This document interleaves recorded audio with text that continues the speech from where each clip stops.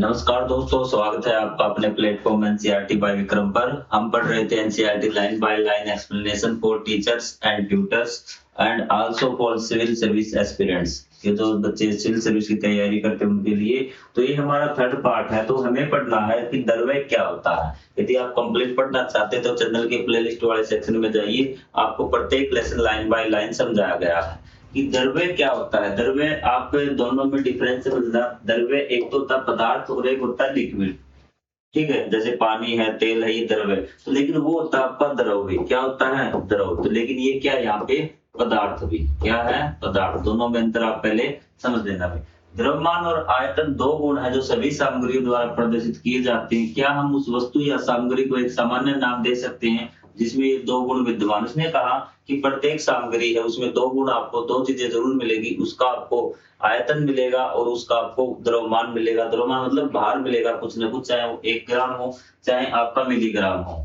तो जिस चीज में दोनों गुण होना उसको हम क्या बोलेंगे? तो यही आपको बताया है। कोई भी वस्तु जो स्थान घेरती है, मतलब यहाँ पे स्थान घेरना मतलब उसका आयतन हो और द्रव्यमान रखती हो, उसे द्रव्य कहा जाता है। द्रव्यमान द्रव्य की मात्रा को बताता है। जो द्रव्यमान है वो क्या बताएगा? उसकी मात्रा को बताएगा कि उसका वो क्वांटिटी कितनी है उसकी, और इसे ग्राम या किलोग्राम की इकाई में मापा जाता है। द्रव्य द्वारा घेरा गया स्थान उसका आयतन है। दो चीज है आपकी, एक द्रव्यमान। द्रव्यमान ये बताता है कि वो है कितना भी, 1 ग्राम है, 1 किलोग्राम है, टन है, कितना है उसको हम मापते हैं, ठीक है, किलोग्राम या। और जो आपका आयतन है उसको हम मापते हैं लीटर और मिलीलीटर में, ठीक है। अभी ये हम लिक्विड की बात करते हैं। लिक्विड में अगर हम किसको मापते हैं? मिलीमीटर। और उसमें यदि हम सॉलिड का अगर निकालेंगे तो वो आपका नापा जाएगा इसमें मीटर क्यूब में, ठीक है, मिलीमीटर में। ये चीज क्लियर हुई आपकी?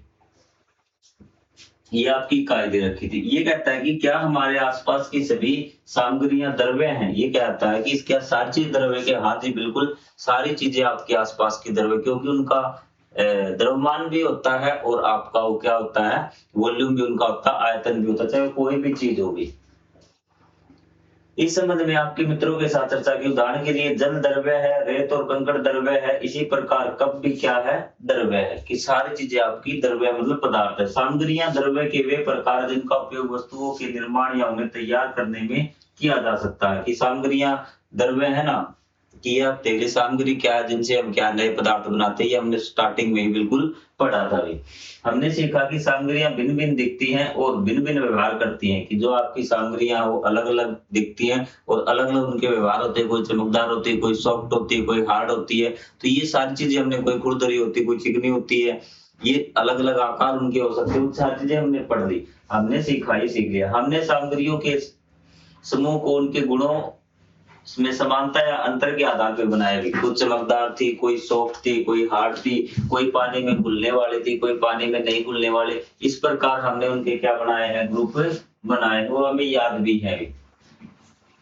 हमने समझा कि समूह बनाना उपयोगी है क्योंकि यह हमें सामग्रियों के गुणों के स्वरूप का अध्ययन या अवलोकन करने में सहायता करता है। मनुष्य न केवल सामग्री बल्कि चट्टानों और पौधों और जानवरों का भी वर्गीकरण करते रहे। इसने कहा कि जो मनुष्य है ना, वो क्या है कि सिर्फ उन्होंने वस्तुओं का ही वर्गीकरण नहीं किया, उन्होंने हर चीज का वर्गीकरण किया, चाहे वो पहाड़ हो, चाहे नदियां हो, यहाँ तक कि उसने पेड़ पौधों और जीवित प्राणियों का भी वर्गीकरण किया है।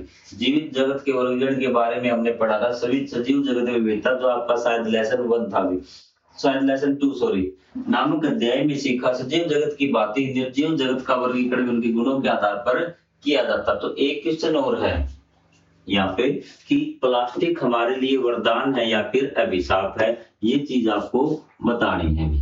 तो जब आप उसके ये बताना कि प्लास्टिक हमारे लिए वरदान है तो सारी चीजें हम उसकी अच्छाई बताएंगे, साबित कर देंगे प्लास्टिक क्या वरदान है। अगर हमें ये बताना ये अभिशाप है तो हम उसके सारे क्या बता देंगे? नुकसान बता देंगे, किस प्रकार ये हमारे स्वास्थ्य के लिए, हमारे वातावरण के लिए क्या है? हानिकारक है। तो ये आपका क्वेश्चन हो जाएगा। और हमने सामग्रियों के विभिन्न गुणों का पता लगाया और उन्हें समझा, ये चीज हमने कर ली।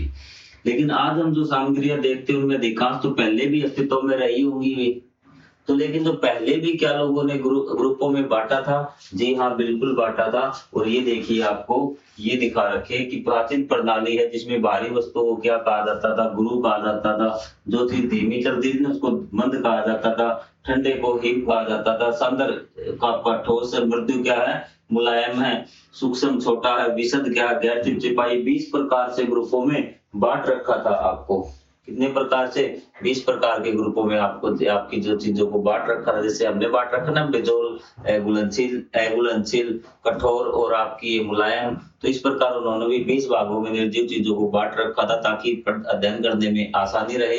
तो ये चीज बहुत पहले से चली आ रही है। तो यदि आपको अध्याय में किसी प्रकार का डाउट है, कोई चीज समझ में नहीं आ रही है, तो आप कमेंट कर सकते हैं। मिलेंगे हम अध्याय नंबर 7 में। तब तक के लिए जय हिंद, जय Bharat. Thank you very much.